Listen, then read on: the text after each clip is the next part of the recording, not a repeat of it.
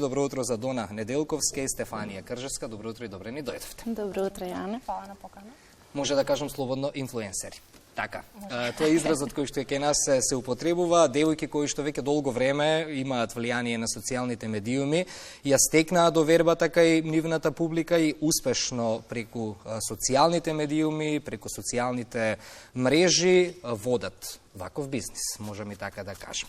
Сакам да ја раскажеме вашата приказна, да доловиме на нашите гледачи во суштина што значи професијата инфлуенсерство и како се стекнува довербата кај луѓето, за да го работите тоа што го работите денес.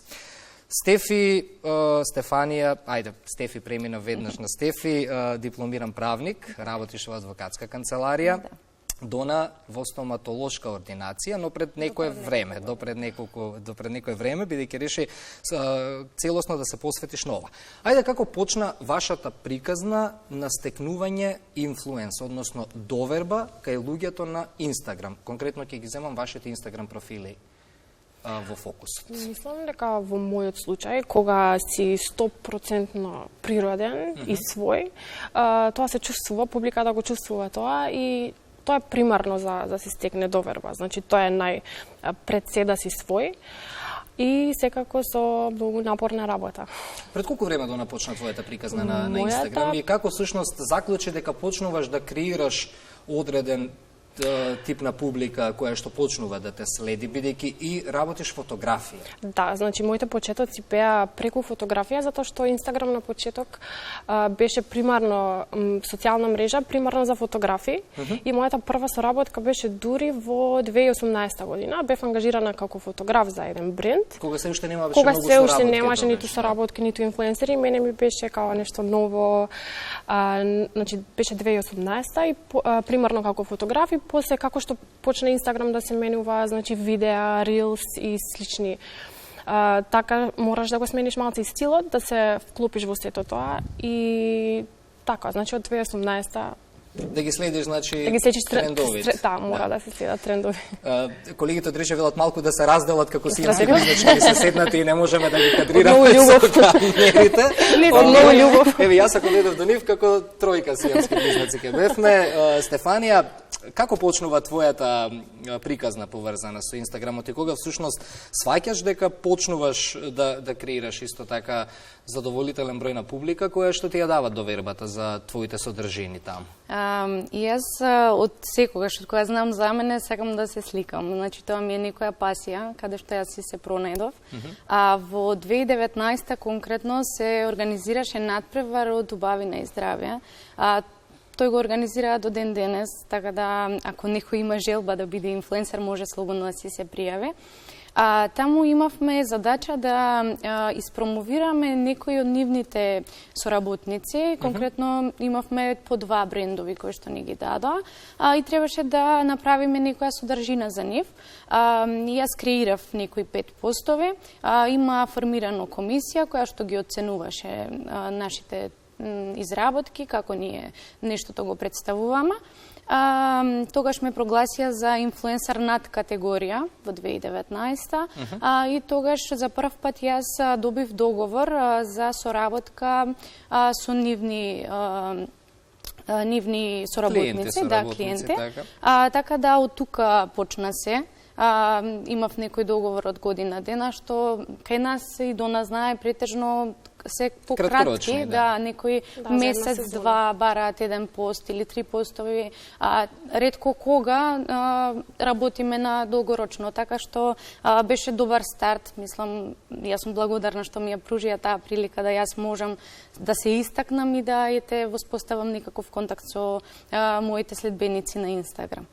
Се менуваат социјалните медиуми, Дона спомена се менува и Инстаграм, добиваме новитети кои што мора да се следат. Тука е секогаш и темата алгоритам. Колку е едноставна професијата инфлуенсерство, бидејќи тоа веќе можеме да го категоризираме како професија. Професорката Кузмановска кажа, луѓето од секогаш имале влијанија на одредени начини. Сме имале познати луѓе низ историјата кои што на свој начин биле инфлуенсери, но социјалните медиуми донесоа еден нов пристап. Па затоа тука ми е прашањето, ајде околу тоа колку е едноставно денес да се креира содржина, да се освои доверба кај луѓето и колку пати се размислува нешто пред да се објави? Се работи, значи, како што кажав, мора напорна работа. Буквално нашава работа е 24/7. Нема одмор, нема пауза. Цел време треба да си активен, баш поради тој алгоритам што го кажа, затоа што ако малце се опуштиш или, например, си земеш одмор, веднаш конкуренција и веднаш самиот алгоритам едноставно те саботира. И ти мора цело време да си активен и никој суштина... се менува цело време? Да, цело време се менува. Мораш да пратиш трендови, ама во исто време да си го зачуваш својот печат. Тоа е многу важно. И доколку не правиш ова, значи веднаш алгоритамот е многу... И никој не знае колку всушност работа има во позадина. Сите мислат дека се сликаш, се снимаш и си пушташ само и тоа е тоа, но има многу работа. Да, јас би кажала дека не е лесно, може би изгледа така и веќе овие само се сликаат. Реално бара многу труд и посветеност, а од една страна и одговорност, зашто нас не следат многу луѓе, различна возрастна граница, тука има и деца и секако дека имаме одговорност што се пренесуваме на социјалните мрежи. Од друга страна се градиме и ние како личности, не би сакале да не таргетираат така како што еве денес за жал не таргетираат. Убаво е што вакви емисии правите, што ете сакаме да ја смениме сликата, да видат луѓето дека и ние сме како нив и ние работиме напорно. Да. Добро, тоа е инфлуенсерството како и секоја јавна професија, си носи своји убавини, носи своји мани. Секогаш на дел од публиката го изложува својот живот и дефинитивно верувам веќе отрпнавте на негативни коментари, но тоа не е случај само за македонскиот пазар. И во светски рамки тоа е така прифатено. Пред да се појават инфлуенсерите беа, не знам, само луѓето што излегуваат на телевизија или на радио или во весници, потоа дојде интернет порталите, дојде сега социјалните медиуми. Колку Македонија има потенцијал за ова работа? Еве Дона, ако се откаже од твојата предходна професија и реши да се посветиш на ова, од примарната. Затоа што еве и Стефи може да каже, многу е тешко да се балансираат две работи. Во еден момент дури три, затоа што се занимавав и со фотографија паралелно. И од нешто мораше да се откажам. Мало синче имаш плюс да кажеме. Да, плюс имам дете. И на крај дојдов до момент кога морав да бирам и го одбрав тоа во кое што јас се чувствував најудобно. А тоа е ова. И фотографија се. Така. Стефанија, кој мислење го делиш ти од досегашното искуство, ми кажа Дона дека од 2018-та почна првата соработка. Стефанија исто така тука нек 2019-та, значи горе-долу заедно се движите низ. Тогаш бил почетокот на инфлуенсерство, да. Па мислам дека малку порано имаше кој што почна, јас не почнав баш на почетокот кога беше тој старт, меѓутоа да, меѓу првите. Ги фати тие, да. Сега, кога веќе нели изборуваме за соработките, зборуваме, самиот Инстаграм си објави една убава новост, колаборација, collaboration, каде што даде можност на влијателните личности да си објавуваат заеднички видеа. Колку е важна соработката и надвор од социјалните медиуми на инфлуенсерите? Гледам дека се дружите, соработувате. Дали прво вас професијата ве спои да се запознаете? Колку е важна соработката, колку таа постои и колку е внатре во светот на инфлуенсерството постојат тие негативни сегменти, како луѓето што ги коментиравме сега, дека оставаат негативни коментари на социјалните медиуми. Колку и меѓу себе треба инфлуенсерите да се борат со тоа? Јас секогаш се фокусирам на позитивните аспекти. Например, дури јас можам да кажам слободно дека негативно искуство со хейт, со онлайн коментари лоши не сум имала. Добро, лично барем не. А инаку, глобално, ако се фокусираме на позитивните аспекти, еве, отвара пред се можност за нови пријателства, како јас и Стефи, што се знаеме преку работата не спои. И за мене тоа ми е еден од најубавите. Да, мислам дека е многу клучно да соработуваме едни со други, зашто така на тој начин ние растеме уствари. Мојата публика што мене ме следи, како би ја запознала Дона, ако ние не се споиме.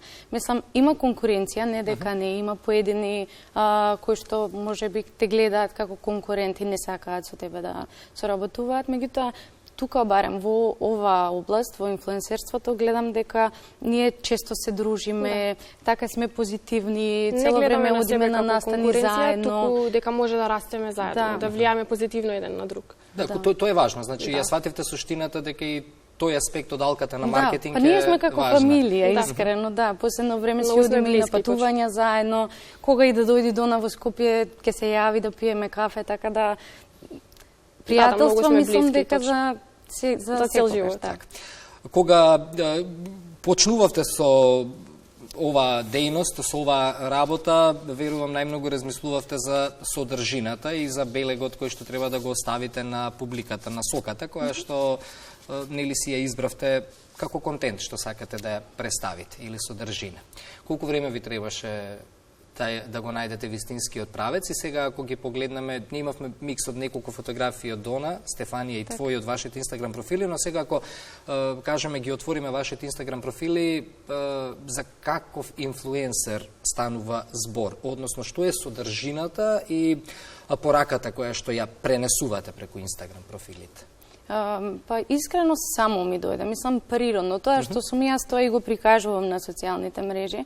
Сакам луѓето да видат што јас имам и што уствари сум. Мислат дека ние представуваме само, не знам, некој розев свет на Инстаграм, не сакам така да се гледа на тоа. Јас гледам да споделам нешто и од мојот приватен живот, сега да не биде нешто кое што негативно ќе влијае врз нив, од тие работи се придржувам.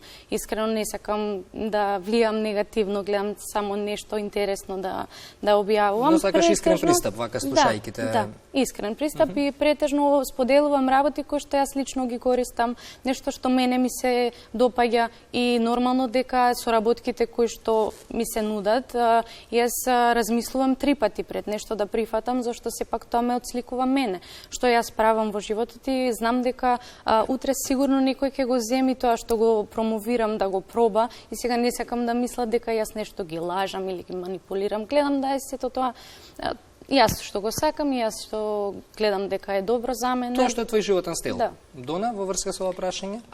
Јас кај мене на профил, мојот контент, тоа сакав да кажам и преска, дека многу одговара терминот контент креатор, значи освен што правиме ние контент, кај мене на профил јас опфаќам повеќе теми. Например, многу често сакам да зборувам и за ментално здравје, многу често сакам да опфаќам хумористични некои теми, едноставно како забава, затоа што мислам дека тоа е тоа што луѓето го сакаат. Значи на сите им треба забава. А од приватен живот, за разлика од Стефи, многу ретко објавувам, некако сакам тие две работи да ми бидат поделени. Така. Добро, дефинитивно секој нели го избира правецот на кој што ќе се движи во однос на содржината што ја пласира. Нема многу инфлуенсери кај нас, тие што ги имаме се успешни, дефинитивно може тоа да се каже за подрачјето во кое што живееме. Дефинитивно луѓето ја сватија суштината. Кога почнував во 2017-2018, искрено не мислев дека до овој степен може да се развие. Кога ја добив првата соработка, мене ми беше чудно, мислев дека тоа го има само надвор од тука, ама се движи во многу позитивен правец. Интересно е што никогаш не сме се труделе. Да, никогаш не било. Сакаме по секоја цена да сме инфлуенсери. Се доаѓа природно, се било спонтано на времето. Така. Добро, ви благодарам за пренесените убави приказни во Македонија на Аутро. Сакав да ја доловиме оваа професија од една друга страна. Читаме разни мислења, ставови на социјалните медиуми. Вие знаете да се произнесете на оваа тема, но никогаш вака во 15 на минути едно убаво телевизиско интервју. Ви благодарам за искреноста и каде го гледате овој тип на маркетинг во иднина? Мислам дека ќе расти доправа. Да. Прво ти благодариме и на тебе, затоа што на инфлуенсерите мислам дека им треба малце повеќе медиумски простор. И соработки со медиуми, значи со телевизија пред се. А иднината, па како што кажав, мислам дека се движи во позитивна насока. Цело време и брендовите веќе и почнаа да препознаваат дека има позитивен ефект и за нивните бизнеси, така да мислам дека допрва почнува. Ви благодарам за гостувањето, ни го разубавивте студиово утрово, ова празнично неработно утро. Ви посакувам убав ден, верувам не сте толку рано будци, така? Па јас сум. Не сме, имам и деде мало. Повеќе сум на работа, да. Готово.